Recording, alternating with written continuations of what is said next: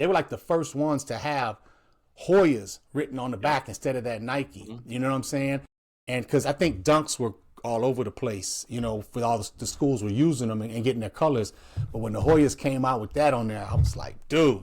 So I saw them and I was like, I want those.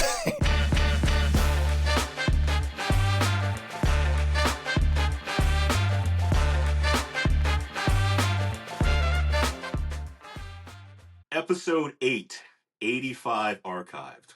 Welcome. We've got a fantastic guest, probably the best guest background I've ever seen. So we're going to touch on Tribe Called Quest. We're going to touch on the boombox, a little bit of the sneaker, the hip hop conversation. And Yeah. if you need any help, we can get a glossary out for you. But ultimately, pleasure to be with you again. I'm Phil, joined by Andy. Andy, you mind introducing our new guest for this evening? Thank you, Phil. Greatly appreciate it. It's been a great journey so far. Episode 8, through 7 episodes, I think we've hit on a lot of great stories. We come from different backgrounds, but the love, the passion, the knowledge, that's all coming from the same place, and that's love for this industry and kind of the sneakers and the stories that we share behind them. I'm enjoying this project. Thank you for being my co-host. Tonight, we have a special guest in Jamie Roundtree from Champaign, Illinois.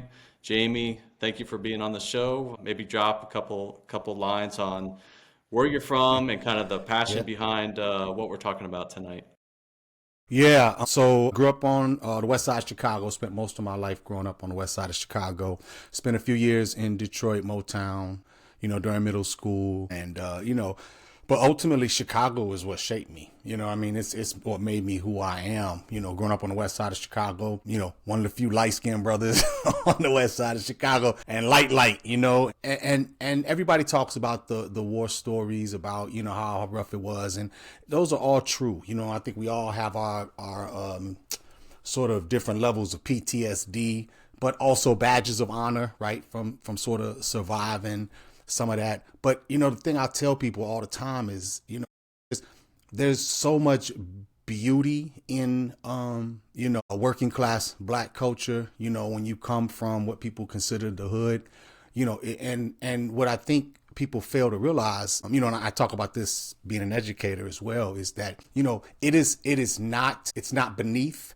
it's just different. You know what I'm saying? It's different values. And the educational system wants us to work towards a certain value, which is usually grounded. I won't get too political on y'all, but usually grounded in white middle class values. But so kids are always, I grew up like that's what you were trying to do. You speak a certain way, you got to act a certain way, you got to behave a certain way, and you start to realize but you're losing who you are in doing that, and you're made to feel like something's wrong with you for the way you talk because of where you came from. But the brothers I grew up with, man, I mean, they were hustlers and they did what they had to do, but these were good young men. You know what I'm saying? What they were involved in was deemed illegal, but it was a culture. And it was a culture. They were businessmen, they were marketers, entrepreneurs.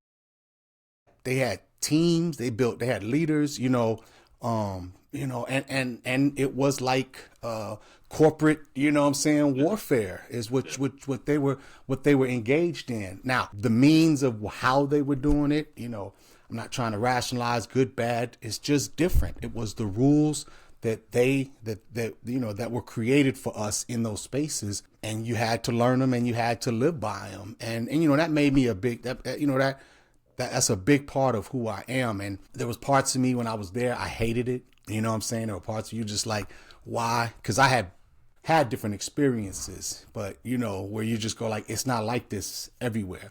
But you are so desensitized to it that you don't even realize that you are living in it, and it becomes normalized, and you just like, people get shot, there's, all that stuff. So all those war stories you've heard before are true, but I don't want people to think that it was, it wasn't like trying to civilize the savage. It wasn't savagery. It was literally culture. So when I say that, that community has a culture with values. They bring tons of talents and gifts, to to the rest of the world. That's where a lot of creativity comes from in terms of music and fashion and, but there's a lot of intelligence in that. And so, I grew up amongst that.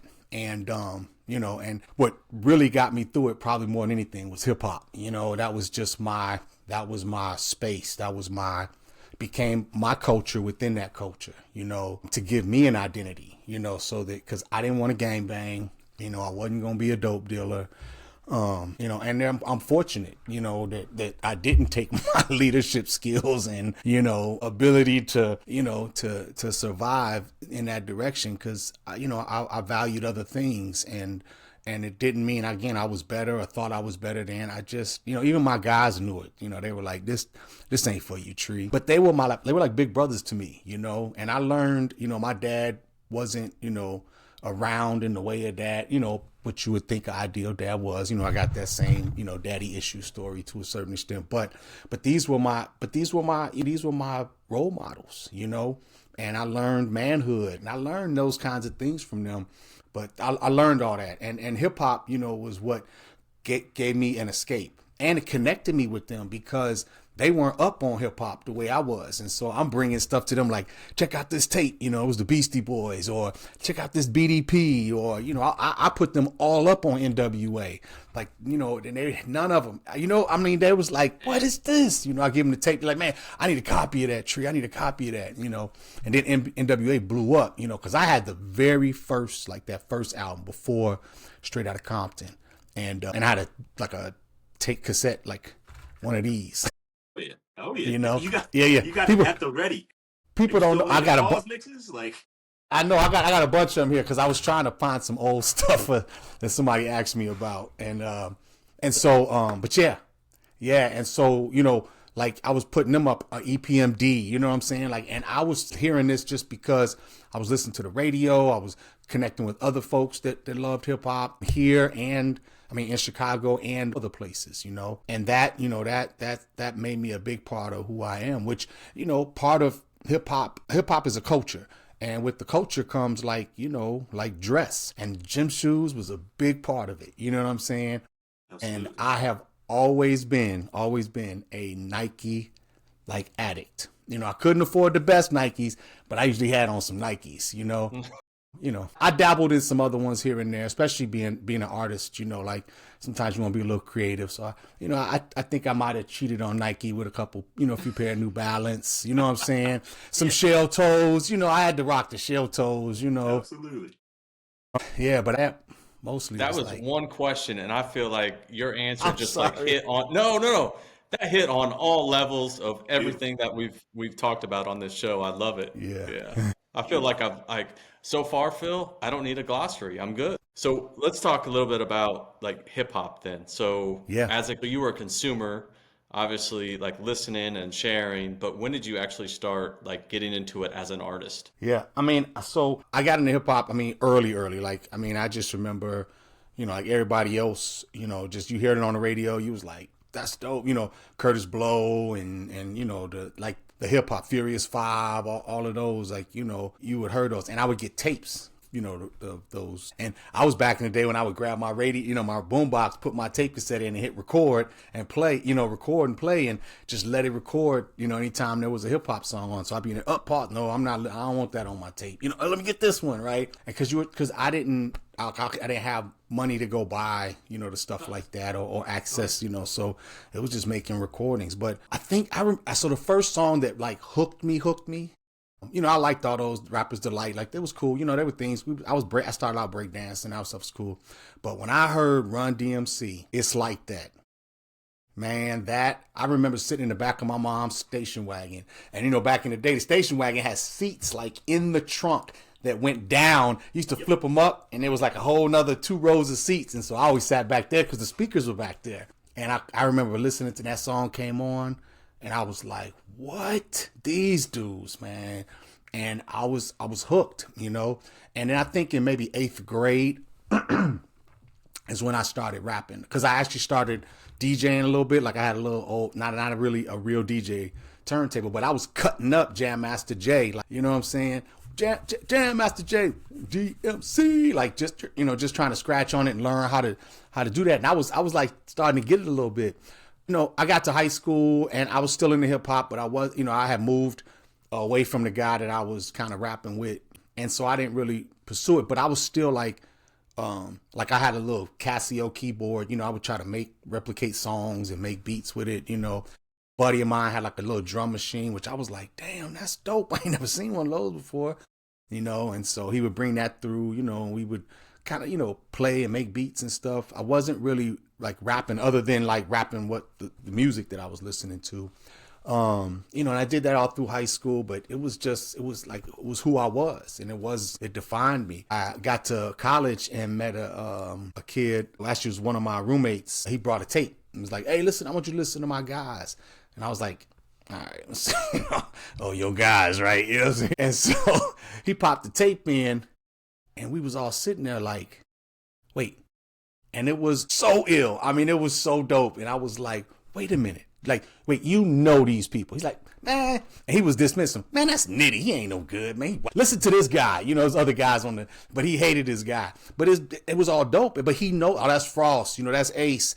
And he's naming them all. That's Obulu did the beat. And I'm like, wait, like where they do this. And I was like, I need to be a part of it. I need to know. He brought him down. We all hung out. And from then on, I was like, I got to find a way to start making music, and hooked up with some people. And just after that, you just hook up with people, you hook up with more people, and then you start recording, and it was just like on. So I did that probably like my first few years. And then I would say probably from like 90 to about like 92, I was like in this one sort of group, and we were trying to put stuff together.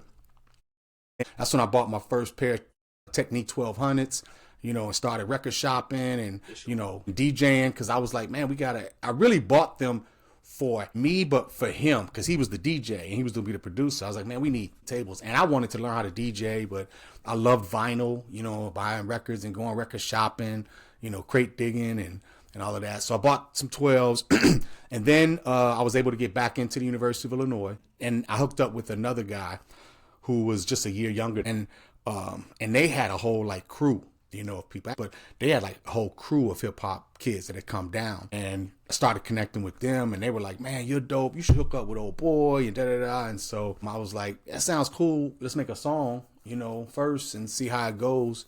Cause I really wanted to be in this other group, but they was kind of full. And so they just like, oh man, you should hook up with this dude. And so, we did a song together, and I was like, and I listened to the beat he made, and I was like, oh yeah, yeah, this is it. I found a sound that I really, really liked. And he was an amazing producer and rapper, And so we started our group in probably 94, and then hit the ground running, started recording, hitting studios, putting out Under what vinyl. name? The Prime Meridian. Okay. Which is a crazy name, kind of, but for us it made sense because, right, we're from Chicago, and the Prime Meridian separates the East from the West. So being from the Midwest, that's what we did. We separated, but now it does it in Greenwich, you know what I'm saying? Which was the name of our first album, I'll Meet You in Greenwich. But that was the Prime Meridian for us, and so we just felt like that gave us an identity because, we were not the East and not the West. We were that like, right, a kind of a combination of what was going on in hip hop from, at that point. And so that was our group name. So my guy's name is Simeon. Big shout out to Simeon. Did you perform down here? A ton in the 90s. I'm sorry. Yeah. In the 90s. Tapes. You probably did. You said the Prime Meridian. I'm like, hold on a sec. Okay, sorry. Yeah. I That saw was your just like an actual flashback moment. Yeah. It's funny because I tell people all the time, like, we did every venue down here, every show. We did Follinger, we did Metro. Did you open we did, for Far Side not at Metro. Follinger? We opened for Far Side at Follinger. That's my first concert I ever went to. No. We opened, before that, we had opened up for Redman was, I think, our first, like, kind of big show. We opened up for Redman at Follinger. Yeah, but yeah, we rocked with Far Side. Yep, right before. Yep, that was like. Oh, I'm sorry. It had to be crazy. like. It had to be like 96, 97. Yes. Yeah. That was a fun show, man. That was a really fun show. Far Side was so dope at that time too. They were like peaking. You said the name. I'm like, hold on a second. Yeah. All And much like the hip hop game has transformed, the art of acquiring sneakers has. Yes. Have you moved into the new era of sneakers drops and this and that, or do you still seek out releases in stores? Do resellers out? What's your method? What's your preferred approach? Yeah, so I really didn't like I missed that whole like that level of sneakerhead. We were the sneakerheads that like you went to Foot Locker, whatever came out, you know what I'm saying? He's like, oh, I'm trying to get some of those, you know. Foot Locker was the joint. And so that was how I originally, used to get all my shoes. And then you started seeing there were like other spots, started opening up. But, I was the type of sneakerhead, I just would go to stores and look for shoes, And I missed the whole thing, like when this evolved into this sort of online and them re-releasing shoes. I missed all of that. Like I didn't know anything about that until my son Boogie was like, he was getting into shoes a little bit, and then he started like trying to buy and sell shoes. And I was like, what is this? And he would be like, oh man, StockX and all this. I didn't know none of that. And I was like, what? So he was putting me up on it a little bit. And then I was like, man, I missed all this, So I'm like way behind on it. But I've started to tap into it now. I bought a few shoes now on some of those sites and from people just trying to, kind of live my midlife crisis. Like that is all this show is about. It's about a midlife crisis that involves sneakers. Okay, you nailed it. Yes. Well, you got anything recently you want to share with us? Anything that brings back memories of? Yes, let's show and tell time, so to speak. All right. So one of the first really, again, this is like I was from a divorced family. Sometimes you got to spoil the kids because they wasn't doing what they were supposed to be doing. My parents had their issues. So when you catch them in their guilt, you'd be like, man, I need some of these. Well, in eighth grade, this is right before I came back to Chicago. I was in Detroit. I had made this basketball team, and I was like, I was coming to visit my mom, I think, for Christmas in Chicago. So I was there, and I was like, Mom, I need some shoes. I just made a basketball team. She's like, oh, okay, let's go. We can go look. And so we went and looked, and as soon as I saw them, I was like, I found them, and I didn't even know really that much about them. I was just like, man, these are dope. But then I realized what they were. And they were these Georgetowns, the Terminator. But I don't even remember them being called that because at first I thought when I was thinking back they were Jordans, and I was like, no, I didn't have no Jordans. There's no way. So I could not find, because I could find the Jordans when I was looking for them. I could find the Jordans this color, but I was like, what were those called? Then I remembered, oh man, they had something to do with Georgetown. So when I Googled Georgetown, it was like, yeah, Georgetown Terminators, and these were the shoes. Now Ewing was gone, but these were the shoes. Yeah, the shoes. And what was dope about them was when the Hoyas, instead of this Nike, they were like the first ones to have Hoyas written on the back instead of that Nike. Mm-hmm. You know what I'm saying? And because I think Dunks were all over the place, for all the schools were using them and getting their colors. But when the Hoyas came out with that on there, I was like, dude. So I saw them and I was like, I want those, and I hooped in them and I balled out. So I was like, I got to get a pair just to have. I haven't worn them yet, but yeah, so that's one pair. I'm gonna share with you one other pair. And these, so like again, hip hop was where it was at. And one of my favorite shoes to perform in, to wear, was Air Force Ones. We called them ones. New York called them like Uptowns or something. I don't know what the kids called them. I think they just called them Air Force Ones. And I'd be like, because my daughters was buying them, my boys were buying them. And they would be like, and I'd be like, oh, those are dope. Those are ones. And they'd be like, what? I'd be like, your shoes, those are ones. Huh? These are Air Force Ones. Yeah, right. Ones. So I've always bought them here and there, but I bought a, what do you call it? When you can custom design it. The 4U. Yeah, like the. Yeah.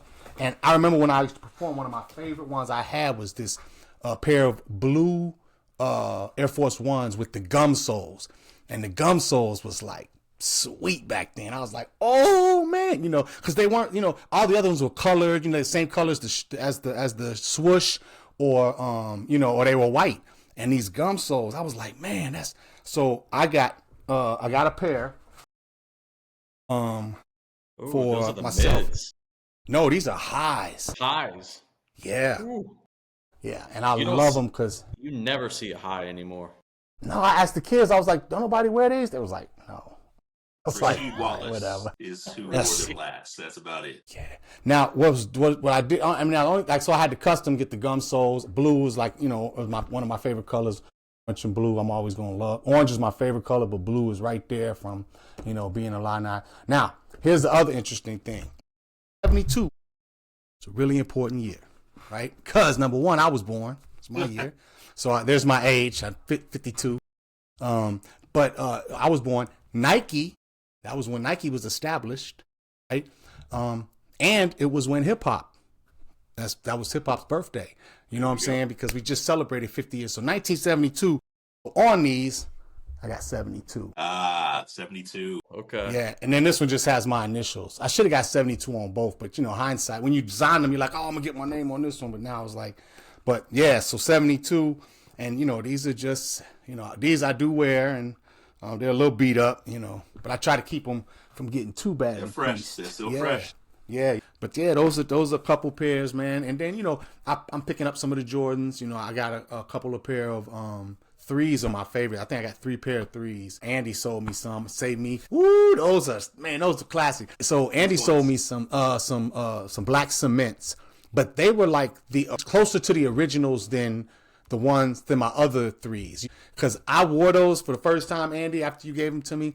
And this other sneakerhead came up to me and he literally slid into me on his knees and said, "Where did you get those?" And I was like, "Yeah, boy." But I didn't know. Like, again, he recognized, he's like, "Dude, these are these are some of almost the originals. Not from, 88 or whatever, but so close when I think the first time they re-released them. And they feel different. They're softer.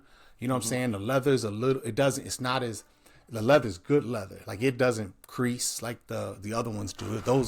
So Andy hooked me up with some of those. And then I got some pair of white and blue, and then the plain cements, and then 11s. Those are the other shoes. So only Jordans I really ever loved were the 3s and the 11s. I got those 5s, and those are just sort of nostalgia more than I really loved them. But the 3s and the 11s, man. So I got a pair of the white with the black trim. And then I got the Carolinas, which I don't even like Carolina, but those shoes are just so cold to me. Another shoe that I really loved were those, I got them in my favorites on StockX. Oh, the Nike Official Air Force. Just hold on, let me pull them up right here, just in case. Yeah. Oh yeah. So these are the Nike Air Force 180 Barclays. You remember those? Yes. I bought 2 pair of those. Andy, what do you have for us today? Man, I don't know if I could follow up with that. That's good stuff. This is fantastic. All right, so I brought out items. Ooh. A couple of items. Items. So first, shoe related still, but the first is an original. I brought out the original 85s from my buddy that found them at a garage sale last episode, right? Yeah. So this is an original Nike box. Wow. From a kid's model. I was gonna say it was called the Sky Jordan, which was the original Jordan, but in the little kids they called it the Sky Jordan. But they Not have the Air Jordan. Right. They called it Sky Jordan with the original Foot Locker label. Wow. So my buddy was cleaning out his closet from when he was a kid because his parents were moving. And he stumbled upon this and asked me if I wanted it. I was like, that's a piece of history. I got to have that. So, yeah. That's dope. So I got that. And then growing up, in that era of 80s and 90s, around the house, there was no internet. There was nothing to do. So I would shoot Nerf hoop a lot. The little Nerf hoop with the cardboard. So a couple years ago, I'm into those products that are nostalgic, bring back an emotional connection when I was a kid. Yeah. So they reissued the original Nerf ball in the and they've made Nerf balls for years, but this was the OG. What?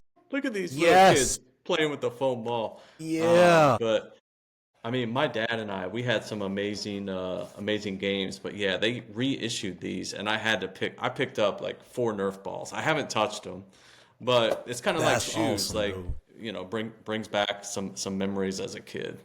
Yeah, That's dope, And then man. shoes. All right. So I grabbed these. This goes back to 89. You guys will figure this out as soon as I show the box. Oh, yeah. Yeah. The So Reebok Pump. the Reebok Pump. I don't stray from Nike too much, but this shoe That's an iconic shoe, man. Absolutely. this was iconic. So I don't think this was Wow. an original colorway, but I mean they have all the original details of the pump. Wow. I mean I think Reebok's Light. probably Hexalite. Excellent. Sorry.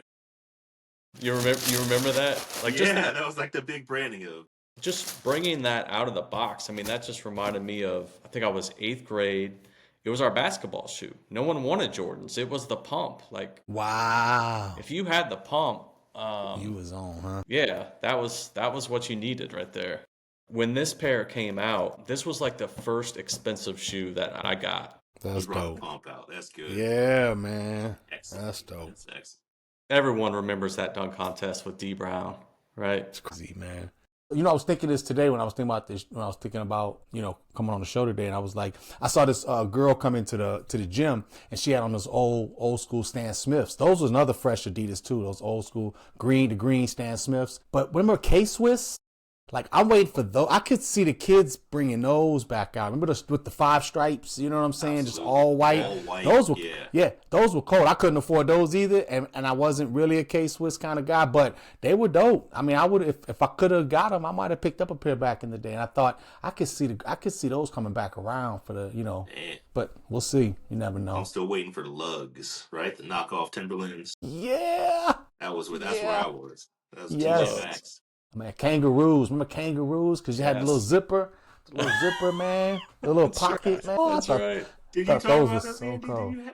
No, I haven't mentioned anything to Jamie about those, but Jamie, I've talked about those like multiple episodes just because I Really? remember going to our mom and pop shoe store growing up in this small town, and they would have a stash of kangaroos, and that's what everyone wanted back then. Yeah. Walter Payton, it was Walter Yeah, Payton, I think right? you're right. Yep, I think you're right. He did wear kangaroos. He sure did. Yeah. But I remember because they had gum soles too. At least the ones I remember, they were black. I had the black ones, or I might have had the black ones. But yeah, mine had gum soles, and I was like, these are kind of cold. They zipped up kind of tight too. He was like, oh man, no, yeah, rocking it. They don't do nothing for keeping your feet dry or warm, no. But they look cold. Man, gentlemen, this has been fantastic. We covered a whole wide range of topics. Jamie, your insights, it was fun. Like, thank you for being on. This was absolutely perfect.